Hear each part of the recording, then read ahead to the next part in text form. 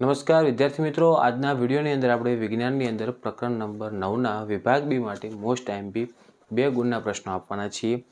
અગાઉ already total આપણે પ્રકરણ 8 સુધીના વિભાગ બી માટે મોસ્ટ આઈએમપી વિડીયો બનાવેલ છે તથા ગણિતના અને વિજ્ઞાનના બીજા પણ ઘણા બધા મોસ્ટ આઈએમપી વિડીયો પણ બનાવેલ છે.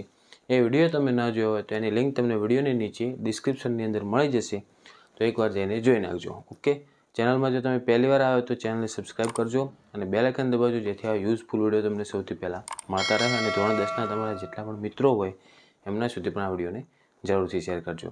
હવે જો મિત્રો, આપણે જ્યારે વિજ્ઞાનના આઈએમપી આપીએ છીએ ત્યારે તમને ખ્યાલ જ હશે કે નોટ અને પેન સાથે રાખવાનું, કારણ કે જેમ જેમ આપણે પ્રશ્ન વાંચીશું એમ તમારે લખતા રહેવાનું, એટલે તમને શું પાછળથી એ પ્રશ્નો શોધવામાં ખૂબ જ સરળતા પડે. ઓકે, તો વિદ્યાર્થી મિત્રો, પ્રકરણ 9નું નામ છે પ્રકાશ, પરાવર્તન અને વક્રીભવન. તો આ પ્રકરણ તમારે ખૂબ જ અગત્યનું છે, કારણ કે જનરલ વિકલ્પ સાથે અને જનરલ વિકલ્પ વિના બંનેમાં આ પ્રકરણ 8 ગુણનું પ્રકરણ છે. હવે જુઓ, પહેલાં આપણે એવા પ્રશ્નો જોઈશું જે બોર્ડ એક્ઝામમાં પૂછાયેલ હોય એ પ્રશ્નોની વાત કરીશું, અને જે પૂછાઈ શકે એવા આઈએમપી પ્રશ્નો છે પછી બીજા નંબરમાં આપણે એ પ્રશ્નો આપીશું. ઓકે, તો પહેલો જ પ્રશ્ન છે, વાહનની પાછળનું દૃશ્ય જોવા માટે કયા પ્રકારનો અરીસો વપરાય છે? તમારો ઉત્તર કારણ સહિત સમજાવો.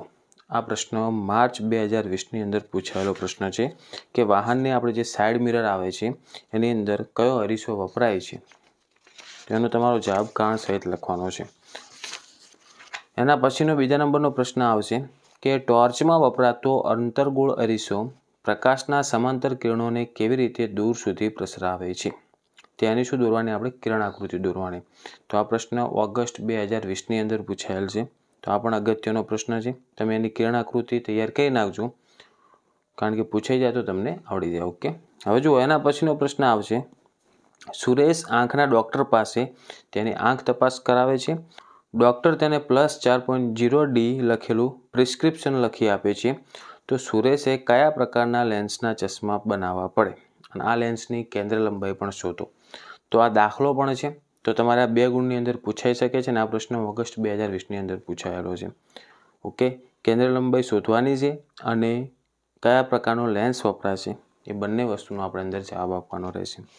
એના પછીનો પ્રશ્ન આવશે, પ્રકાશનું પરાવર્તન એટલે શું અને પ્રકાશના પરાવર્તનના નિયમો લખો. આ માર્ચ 2022ની અંદર પૂછાયેલો પ્રશ્ન છે, એટલે આ પણ અગત્યનો છે. એના પછીનો પ્રશ્ન આવશે, અંતર્ગોળ અરીસાના ઉપયોગો લખો. આ પણ માર્ચ 2022ની અંદર પૂછાયેલો પ્રશ્ન છે. પછી જુઓ, 6થા નંબરનો પ્રશ્ન આવશે કે આંખના ડૉક્ટર દેસાઈ +1.5D પાવર ધરાવતા શુદ્ધિકારક લેન્સનું પ્રિસ્ક્રિપ્શન લખી આપે છે.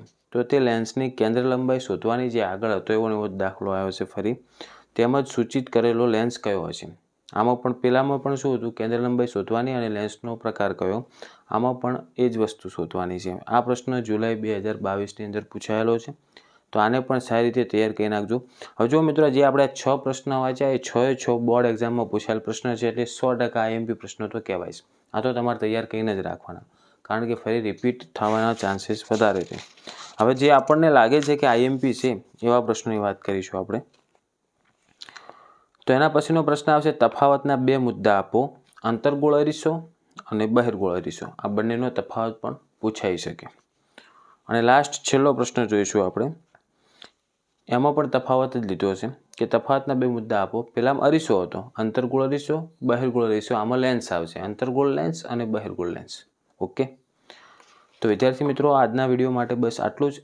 આશા રાખું છું મિત્રો આ વિડીયો તમને ખૂબ જ હેલ્પફુલ થયો છે, તો પ્લીઝ વિડીયોને લાઇક કરજો.